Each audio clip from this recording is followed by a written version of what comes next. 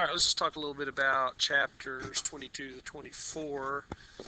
And one big thing we talk about in these chapters is refraction, that is the bending of light when it goes from one medium to another. So this is some kind of medium, some kind of glass here, and we're going from this to water, which is 1.33. The wavelength in air is 633 nanometers. So one question we could ask is, what's the wavelength in water? Well, N equals C over V, where C is the speed of light in a vacuum, which is 3 times 10 to the 8th. V would be the speed of light in the substance. In this case, it would be water because we're talking about water.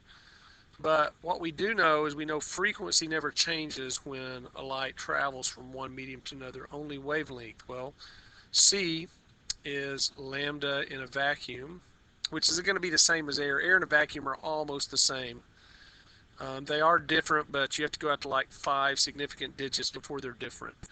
And then this would be wavelength in the substance times frequency. If frequency doesn't change, then what happens to my frequencies? They go away. And I'm left with this idea of lambda in air or a vacuum over lambda in the substance. Well, in this case, we would have, if we wanted to know the wavelength in water, it'd be 1.33. That's the N for water, equals lambda in a vacuum, or in air in this case, 633 times 10 to the negative 9th meters, divided by the wavelength in water. And so what we're going to do is basically take 633 and divide it by 0.133, which gives us 476 nanometers. So the wavelength in water would be 476 nanometers. So, so let's say that in an experiment we vary this theta 1 with theta 2 and we graph it.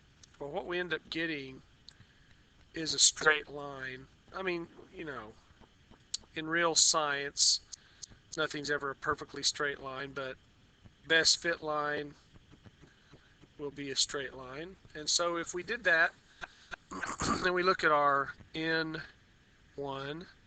sine theta 1 equals N2 sine theta 2.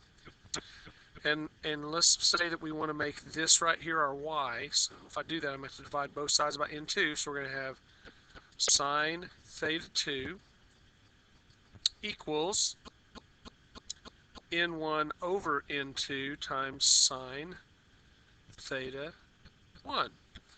That's the same as y equals mx. So in this case, our slope would be N1 over N2, right? So N1 over N2. So let's just say that this slope, whoops, let me get my pen going here again. Let's say this slope here, we figure it out, and let's say it's 1.165, all right? Well, we know the slope equals N1 over N2. So could I find N1? Well, of course.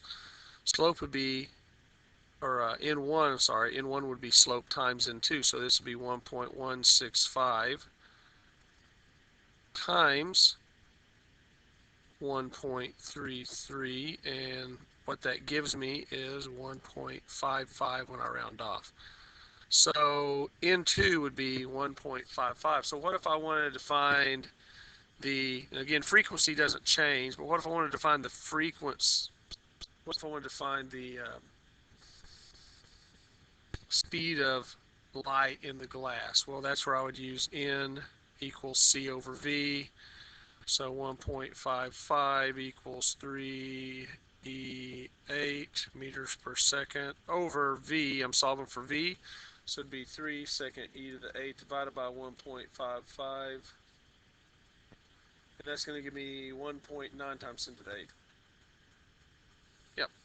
So V in this glass is going to be 1.94 e to the 8th meters per second. Slower. And if I wanted to know the frequency in glass, well, I just have to figure out what the frequency is, because frequency doesn't change. So it'd just be 633 equals lambda times frequency.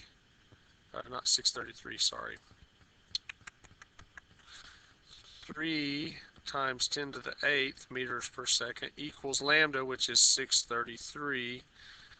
I have to change this to meters, which is negative ninth times frequency, and that's whatever that is. So it's 3 second e to the 8th divided by 633 second e to the negative ninth. That's going to give me a big number, like to the 14th, 4.74.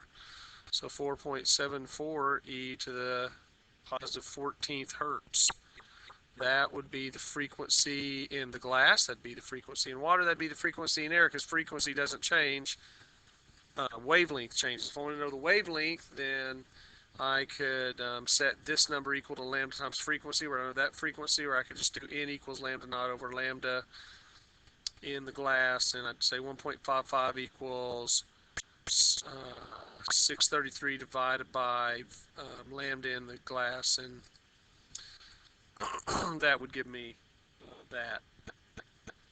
So anyway, that's just some things to think about. And so what do we have? What else did we have? We had things like, lenses. Let's say that equals 10 centimeters for that one, positive. And then let's say this one is F equals 5 centimeters for that one. And let's say we have an object here that's, I don't know, 15 centimeters away.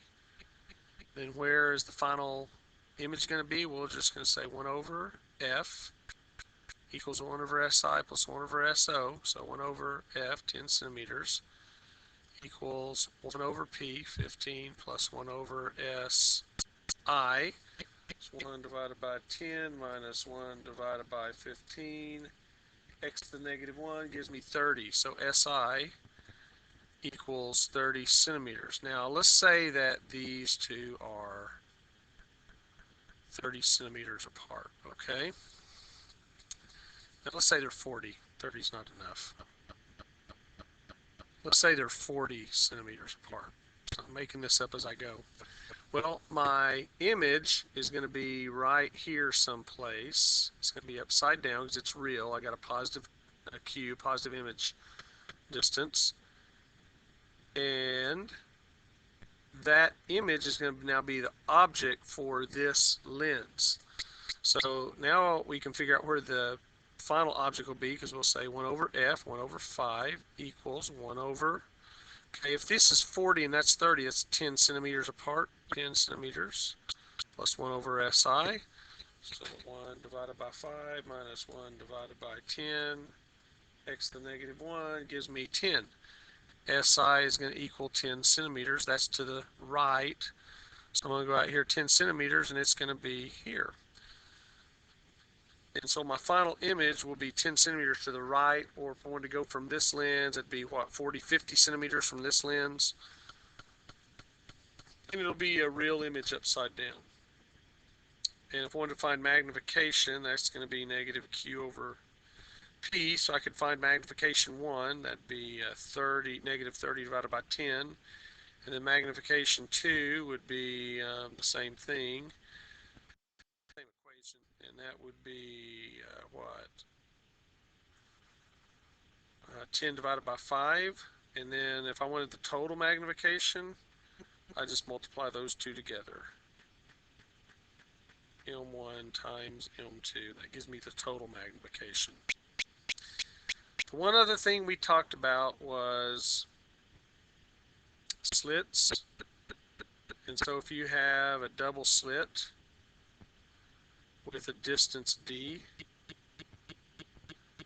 and then you have from here a screen, a length L, and you have, let's just say down here, the first bright spot. The first bright spot for a double slit means M equals 1.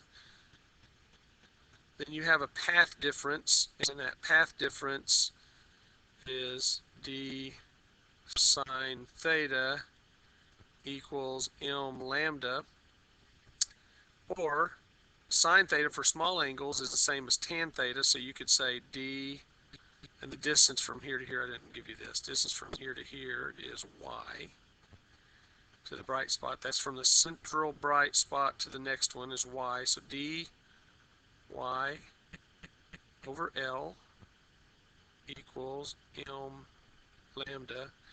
And so there's a lot of different things we could do with this, but one thing it's used for is if we know the distance between two slits, and we can measure, obviously with a ruler we can measure y, we can measure L. If we knew it was the first bright spot one, we could find the the wavelength of a laser. We could calibrate the wavelength of a laser with that. So I think I'll stop there, and that should help you kind of with the test.